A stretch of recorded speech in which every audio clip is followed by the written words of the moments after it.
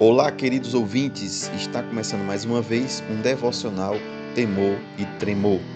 Meu nome é irmão André Sales e nós vamos estar dando continuidade à meditação que nós estamos fazendo no livro de Atos dos Apóstolos. E desde já quero pedir aos queridos irmãos, aos queridos ouvintes, que se inscrevam no canal, que comentem, que compartilhem, que nos ajude a divulgar a palavra do Senhor.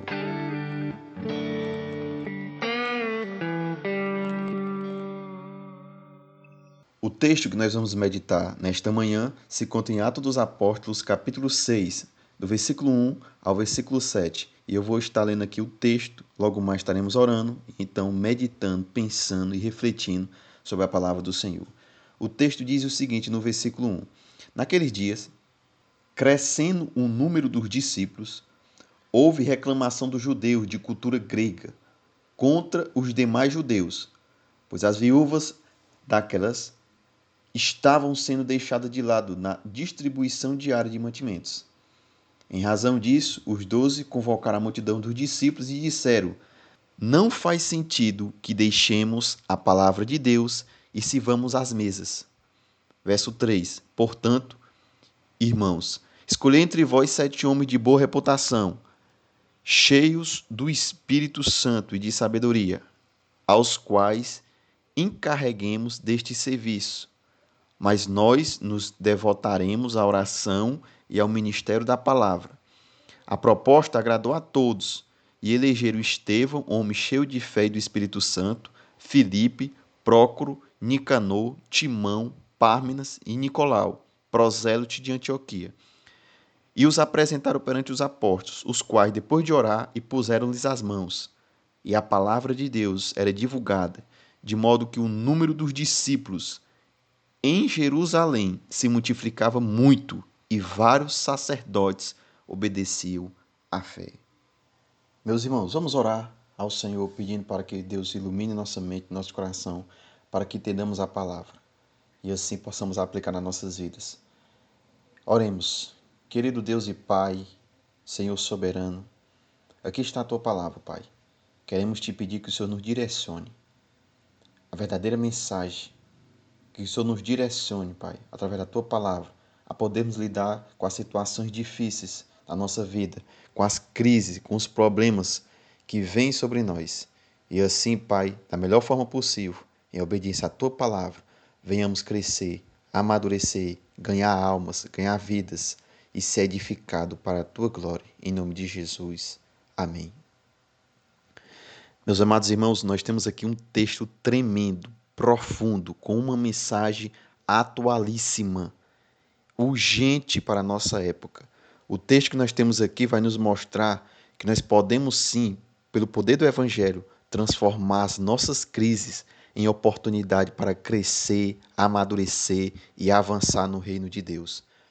Tem muita gente que tem pegado suas crises e tem transformado nela em cadeias, no lugar de transformar nela em uma escola para aprender. Outros têm transformado suas crises em prisões, no lugar de transformar ela em educação.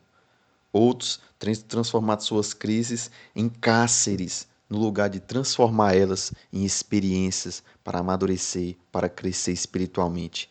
Queridos irmãos, quais têm sido as tuas atitudes para com as tuas crises? Isso é importante, porque a atitude que nós temos para com a crise vai dizer muito como nós vamos sair dela. Porque a crise é uma oportunidade de nós melhorarmos, de nós se purificarmos, limparmos e crescermos. E é isso que acontece aqui em Atos dos Apóstolos, capítulo 6. Queridos, nós temos visto algumas tentativas de parar o avanço da igreja em Atos dos Apóstolos. A primeira, lá no capítulo 4, é a perseguição. No capítulo 5 tem uma infiltração. E agora no capítulo 6, o empecilho que quer fazer com que a igreja pare são as distrações. Já que Satanás não conseguiu destruir a igreja, derrotar a igreja de fora para dentro, agora ele vai tentar de dentro para fora. E como vai fazer isso? Tentando agora desviar o foco da liderança para o serviço das mesas. É interessante uma coisa, esta ameaça de distração da igreja aqui não é uma coisa ruim não, é até boa, porque se está relacionada à assistência social. Olha que coisa interessante. Agora, qual é o problema aqui? O problema é que se ele deixasse de pregar a palavra, de orar, ele estava perdendo a prioridade. E isso nos leva a refletir. O que é que então hoje tem nos levado às distrações? O que é que então hoje tem nos feito perder as prioridades do ministério? As prioridades da nossa vida como cristão? O que é que tem nos distraído das prioridades da nossa vida como um servo de Deus, homem e mulher de Deus?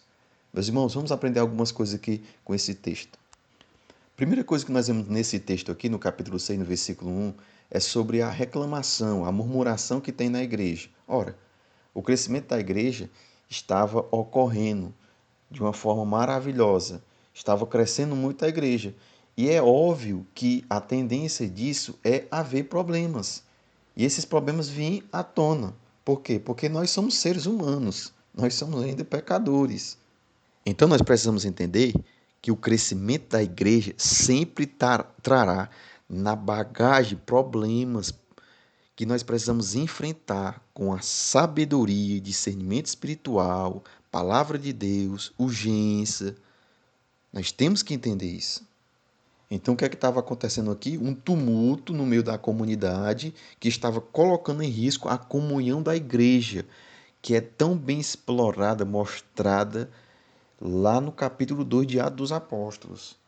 Então vamos entender aqui o que é que estava ocorrendo. Eu vou dar aqui uma possibilidade. Existiam pelo menos dois tipos de judeus aqui naquela época. O judeu que sempre morou em Jerusalém e o judeu que morou em terras estrangeiras, que foi morar em outros lugares e depois voltaram. Então qual era a queixa aqui? A queixa era sobre a ajuda aos pobres. E essa queixa, ela tinha um problema profundo. Por quê? Porque os cristãos judeus de língua hebraica e os de língua grega estavam divididos em grupos separados. Ou seja, possivelmente ali aconteceu uma discriminaçãozinha. Então, é muito provável que o esquecimento aqui dessas viúvas não fosse proposital, porque havia essa divisão daqueles que sempre moraram em Jerusalém e daqueles que moraram fora. Então, essa reclamação, essa queixa é levada aos apóstolos. E os apóstolos não negligenciam. Pelo contrário, eles tomam medidas imediatas para corrigir aqui o problema. É muito importante nós entendermos isso. Nós não podemos negligenciar os problemas da igreja. Precisamos corrigi-los para a glória de Deus. Então, o que foi que os apóstolos fizeram? É muito importante entender isso, povo de Deus. Os apóstolos não ficaram na defensiva. Eles acolheram as reclamações, acolheram as queixas, as críticas e tiveram a coragem de fazer uma correção. E essa parte aqui já merece uma aplicação, porque tem muitos ministérios que, por causa da sua ignorância, do seu orgulho, acham que são perfeitos, não entendem que a igreja são feitos de seres humanos imperfeitos, e então, por a sua arrogância, a sua ignorância, o seu orgulho, eles rejeitam as críticas.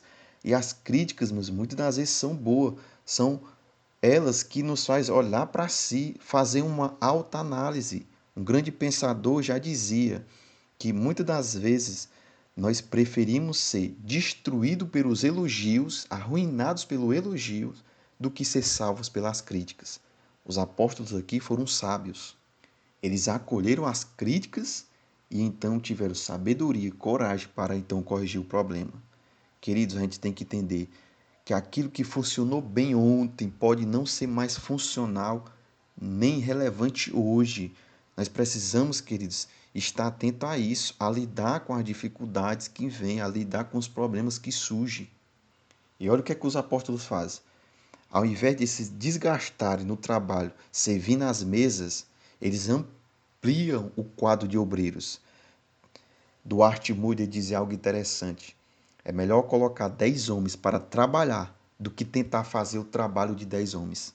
E é uma verdade. É triste, meus irmãos, quando as igrejas destroem os ministérios de outros por se recusarem a modificar a sua forma de exercer, a sua forma de servir, a sua forma de trabalhar ministerialmente. Então nós aprendemos aqui algumas lições. O que é servir à mesa? Servir à mesa aqui é garantir que as necessidades das viúvas sejam atendidas. Agora entenda uma coisa, os apóstolos aqui, eles não entendem que a obra social é inferior à obra pastoral, ou consideram a obra social menos digna do que a pastoral. Não, não é isso. Aqui é uma questão de chamado. Eles foram chamados para orar e pregar. Então eles entendem que não pode cair nessa armadilha mortal de deixar de orar, de deixar de proclamar, de deixar de pregar a palavra de Deus. É isso que precisamos entender. Então os apóstolos entenderam que a obra social, a assistência social, o serviço às mesas era algo legítimo e por isso então escolheram homens de Deus, homens cheios do Espírito Santo e de sabedoria para servirem às mesas. Agora, outra lição devemos aprender: os diáconos foram escolhidos não pelos apóstolos, mas pela igreja. Então, se os apóstolos tivessem abandonado a oração e o ministério da palavra para servir às mesas, a igreja teria perdido seu foco e o seu poder. O crescimento da igreja vem por meio da oração e da palavra. Esses sempre, meus irmãos, foram os dois principais instrumentos usados por Deus para levar a sua igreja a crescer saudavelmente. Nós precisamos entender isso. Vale a pena destacar aqui a oração antes da pregação. Olha que coisa tremenda. Porque a ideia aqui é de que se nós não formos homens de oração, a palavra não terá virtude em nossa boca, poder em nossa boca. Isso é tremendo, irmãos. Então, com isso, o que é que acontece? A decisão dos apóstolos, então, trouxe glória ao nome de Deus, paz para a igreja e solução para os problemas. Olha que coisa linda. Quando a igreja, meu irmão, age em obediência à palavra, reina a paz em seu meio. Quando os líderes da igreja governam pelos princípios de Deus, pelo Evangelho, pela palavra de Deus, o trabalho é dividido, então não há sobrecarga para ninguém. Então qual é o resultado disso tudo? Qual é o resultado? Foi estancada a murmuração, a reclamação, trouxe contentamento para a igreja, distribuiu o trabalho, liberou os apóstolos para então focar no ministério da oração, da palavra de Deus. O resultado, queridos, foi a propagação da palavra de Deus, a multiplicação do número de discípulos, a conversão de muitos sacerdotes, no versículo 7 que fala que eles obedeciam à fé. Que coisa linda, irmãos. Isso é tremendo. Duas coisas, duas aplicações para nós. Primeiro, nós não podemos se distrair, cair na armadilha da distração. Precisamos priorizar a oração e a palavra de Deus. Essa é a primeira aplicação. A segunda aplicação para nossas vidas, queridos, é que nós temos que aprender a lidar com os problemas que vêm em obediência à palavra de Deus, em obediência ao Evangelho, sendo dirigido pelo Espírito de Deus. Essa é a lição de hoje, queridos. Que Deus abençoe os irmãos. Até a próxima, em nome de Jesus.